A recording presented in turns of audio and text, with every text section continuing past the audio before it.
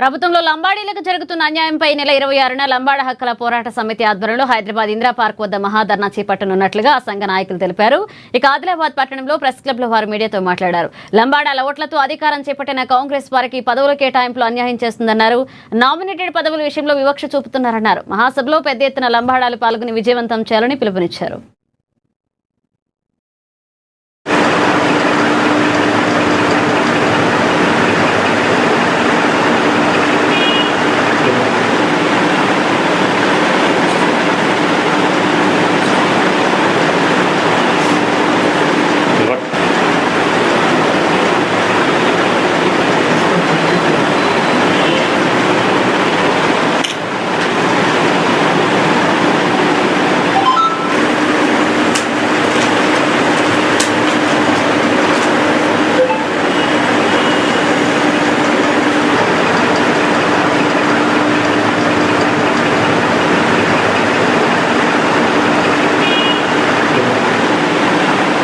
చలో హైదరాబాద్ మహాధర్నా కార్యక్రమానికి లంబాడి హక్కుల పోరాట సమితి ఆధ్వర్యంలో ఈ నెల 26వ తారీఖు నాడు ఇందిరా పార్క్ వద్ద ధర్నా కార్యక్రమాన్ని నిర్వహించడం జరుగుతుంది.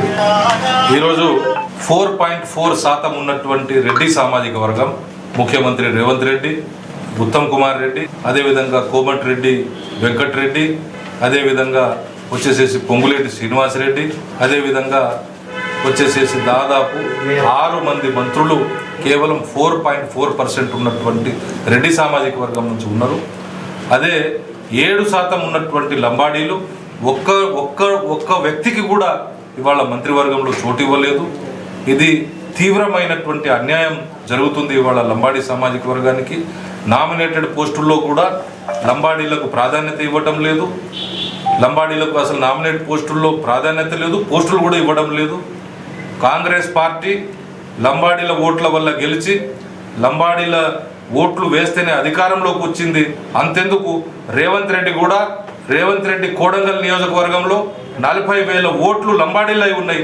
ఆ లంబాడీలు ఆయనకు ఓటు వేస్తేనే ఆయన అక్కడ ముఖ్యమంత్రి అయిండు.